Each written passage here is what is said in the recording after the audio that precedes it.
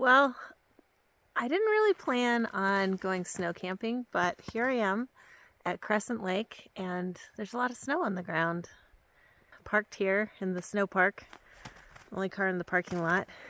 And I tested it out, got my backpack loaded up here. It seems like I can walk without snowshoes. Probably should have brought snow boots, but anyways. Project is head out on my first ever solo overnight trip into the woods. I want to go off trail and find a spot and we'll see how it goes.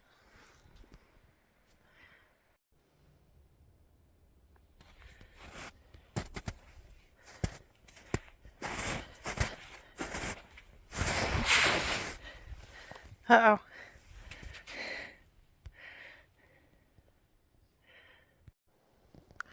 Okay, I hiked less than a mile, tried to follow that Fawn Lake Trail, although there's no, as far as I can see, there's no blue diamond markers, so it's pretty hard to follow.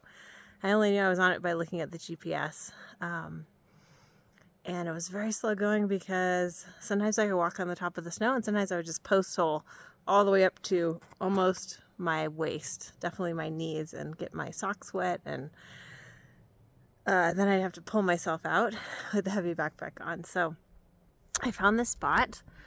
Let's see here. I found this spot that has a little bit of clear ground under this giant tree. Check that out. And I was looking around. I think I can see some firewood nearby that I could gather. Maybe a place to have a fire pit. And it's sheltered from the wind here. So I think I'll try to make camp here and see how it goes. It's about 4:45 now, and I've mostly gotten the camp set up, so I thought I'd give you a little tour. So first off, my tent. What are we looking at here? Maybe if I go like this. Oh yeah, that's better. Okay. So, whoa. I set up my tent, and inside I've got, it's going to be so cozy. Got two air pads, pillow, blankie, sleeping bag. I'll probably put the cover on it tonight, but I thought it might be nice to like be able to lay down and look up at some point, so I haven't done that yet.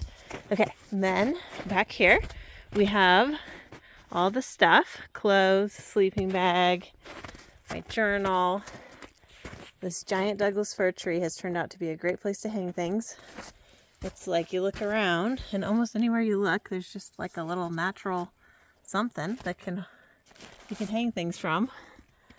No need to alter anything. It's just ready to go.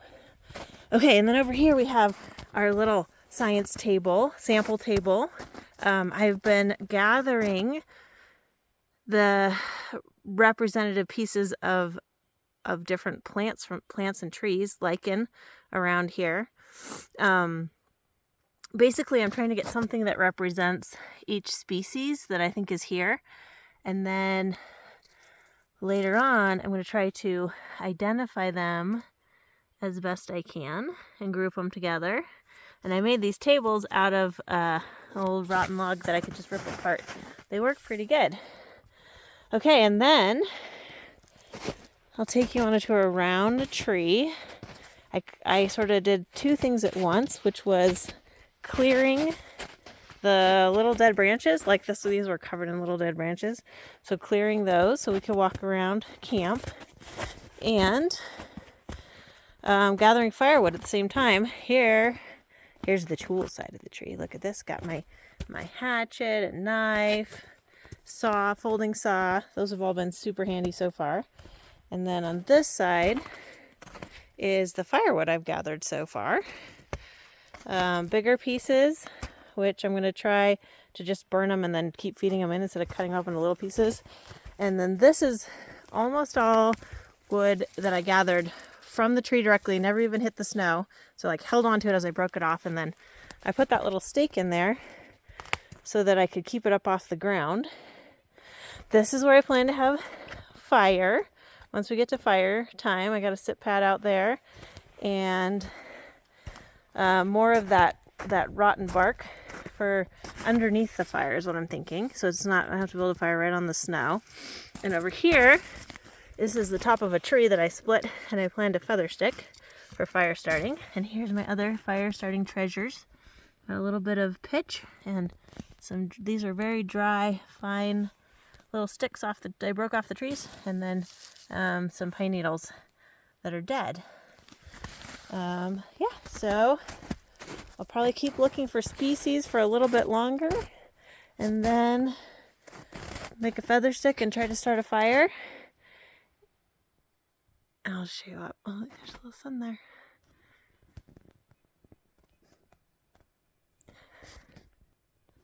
Okay, see you soon. It's 5:30 now, and I'm thinking about starting a fire, so I thought I would show you what I've got going on here.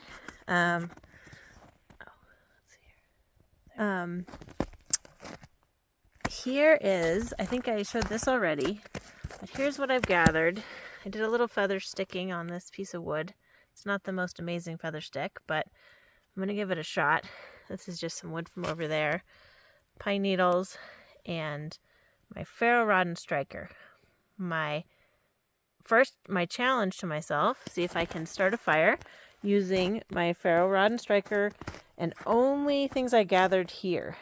So that's what I'm gonna try and hopefully succeed at. But I just want to show you, if that doesn't work, here's my other things I brought. This is my fire kit, which is kind of depleted. I didn't check it. But what I do have in here is, this is like fat wood shavings and like pitch. And then there's like this tiny bit of fat wood. That is something I should have definitely gotten more of. This is cattail duff.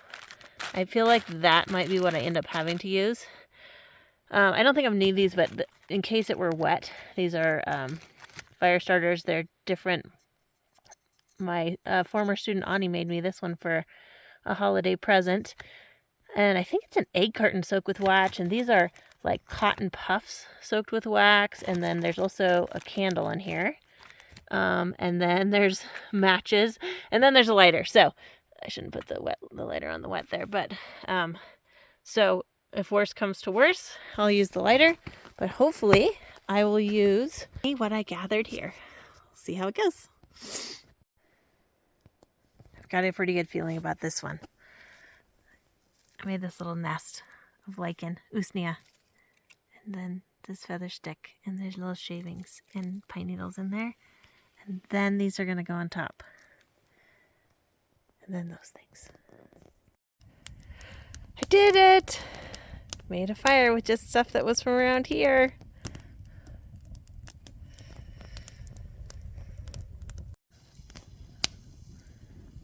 Isn't that cozy? My toes are getting warm.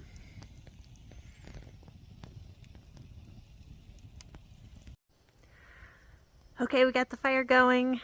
So I thought it might be for a little bit. Maybe it won't go out. So far it's taken a lot of attention. But before it gets dark, it's starting to get dark, I wanted to do a little walk around and give you a tour of a couple places nearby. So here we go.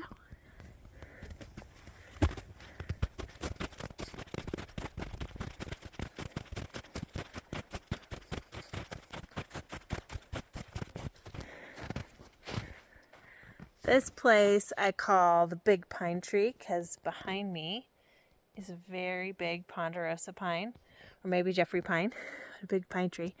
But from this spot you can see my tree. So let's see, I'll go zoom in a little.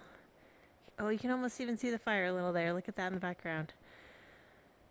This angle gives you a pretty good view of this massive Douglas fir. There it is.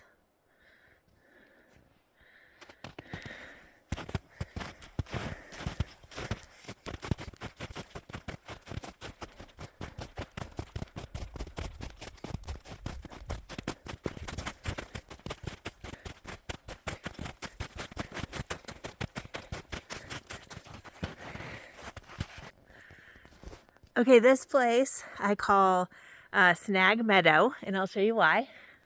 Here we go. One giant snag right there. I want to do a sit spot here. And then if you go over here, there's another one right next to it. And something that wasn't here last time I was in the meadow. There's the moon. Oh yeah, you can see both of them. Isn't that pretty? So look how...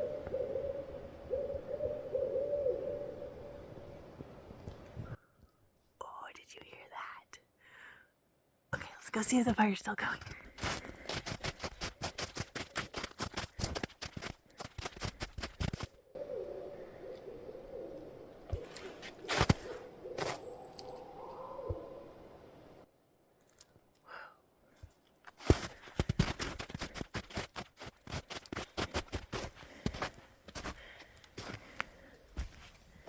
Yay, it's still going.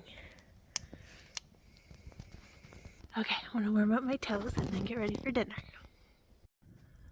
Well, it took a little while to get enough heat for the fire to be pretty I have to go in every now and then and move the logs, but it's been pretty low maintenance since it got hot enough, I think, to burn through these big bark pieces. And then there was a period where I had to stuff the coals down in there because it was starting to hit the snow. And go out, but I think it's pretty solid now. It seems like the kind of fire that you could all night. Not that I'm gonna do that, but yeah. Food's in the tree.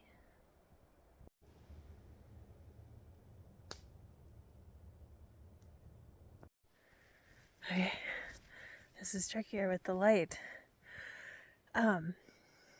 I put on all my layers, my gloves and my outer coat, and decided to come down here to the Snag Meadow to have a sit spot.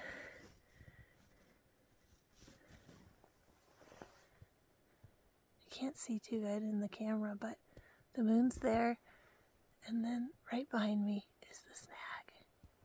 So I thought I'd just sit here for a little bit, see what happens. Good morning. It's 7 a.m. I just got up.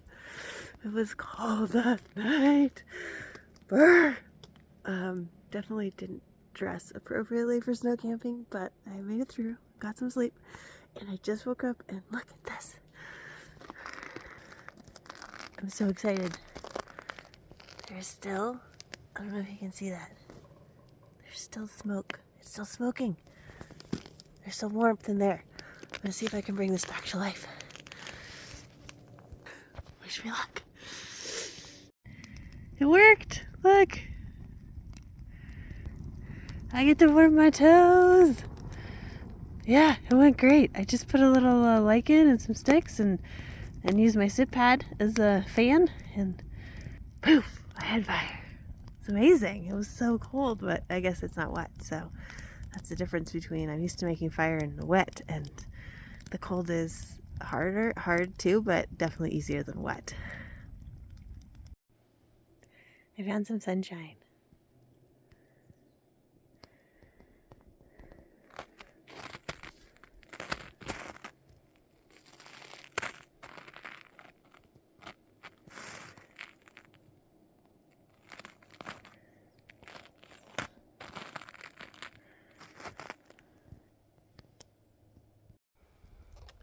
Currently on the third location of the mobile naturalist laboratory, and I'm sensing that it's almost time to move again because I'm losing my son again.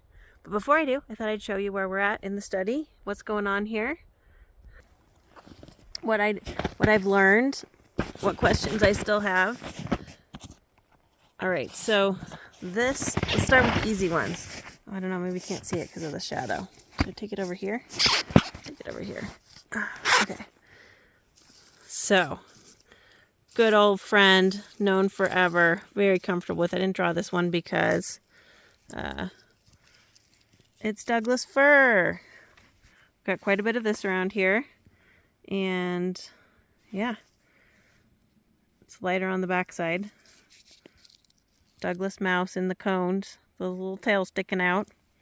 All right, so there's that one. This one, again, is these puzzle pieces of the bark and the long 3 needles, and I am pretty sure it's the ponderosa pine. But every time I read about it and try to study it, I'm like, well, it could be a Jeffrey pine. It doesn't have the smell. Okay, there's another mystery. We'll save that one. This one is the knobcone pine, and there's quite a few of those around here, and it has 2 needles per cluster, and a pretty distinctive form as well. And then these are all the same. I think it's I'm pretty sure these are all grand fir, but I was tripped up for a little bit because like this is more the shape I think of. The leaves, they have this white color on the back, white stripe, sort of like, actually if I'm looking at it now, I see like a green stripe down the middle of 2 sides being white. But I think this is also one, and it's just like gotten, like it's maybe stressed, and it's kind of like shrivelly a little bit. And then this one I just found on the ground right here, and I was like, what is that one? And I think it's grand fir too. It's just at the end. Although look at that, this one has these little okay, I might have to check that one out some more. Anyways, this one was another mystery. I think it's a white pine, a western white pine. It has clumps of 4, but it could also be a limber pine. And I'm not familiar enough with those trees and reading the descriptions to be able to tell. Over in the lichen department, we have the wolf lichen. Is this bright one.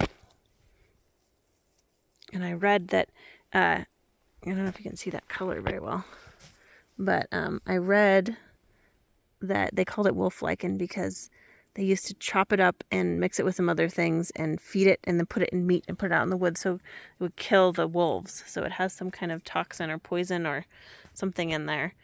Not usnea. I think this is the witch's hair. And then, let's see, I did some drawings of these ones. I don't know what kind of tube lichen they are. There's some really cool looking tube lichens here. I had a good time drawing those. And I don't know what this dark colored one is, which I see all over the place. But there's this, I think it might show up better on here.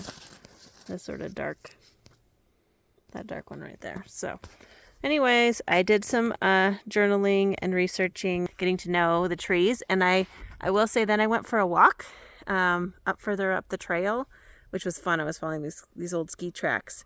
And I was looking at the trees in a different way after studying them so closely, and trying to see if there was anything that showed up that I hadn't seen yet. I didn't find anything, but I started to recognize some of these ones a little better along the path. So it is now, what time is it? It's 1, so I might go finish packing up camp, maybe have a little snack, and then go from there. The challenge I've run into today is trying to do study work, drawing with a pencil and gathering things, sedentary, like studious type work in this temperature. My hands keep getting really cold. And the fire wasn't working out so well because it was smoky. So I set up here in the meadow in the sun. It feels pretty good. Now I have to say it was hard somewhere that was sunny. Let me go this one. There's my little setup here. Anywhere in the forest that's sunny, I'm kind of like in the one sunny spot. And I think that's because there's these snags here. I'm right here in Snag Meadow. And I've set up my little field science laboratory with my samples and my notebook. And I'm hopeful, if I stay nimble and keep moving with the sun, I will be able to get some work done.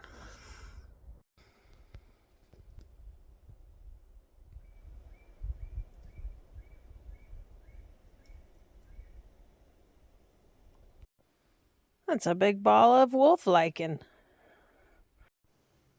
It's 1:45 p.m. and I am ready to head out. Tried to put the camp back to how it was when I found it. Got my backpack loaded up. And I'm gonna head back to the car now. Goodbye, beautiful tree. Okay, I made it back to the parking lot. And my van's there, I can see it. So that's good. Today I've been wondering why I was so sore. I'm like, I don't know why I'm sore. It was only like less than a mile and the backpack's heavy, but it's not that heavy. But on my hike out, once I put the backpack on, I started post holing again.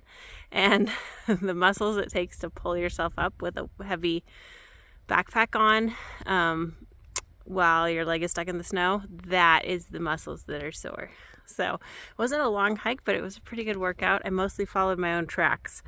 Then I could see where I had sunk deep and then tiptoe around it. And amazingly, I didn't see any other people the whole 24 hours. It's like 2:15. Yeah, like the whole 24 hours I was out here, I didn't see another person. I do see a couple cars in the parking lot now. There wasn't anyone when I left, and I'm surprised. There's obviously a lot of snowmobilers around here. This is like a snowmobile area, but I didn't see or hear any of them. Anyways, yay! First solo backpacking trip success! Woo!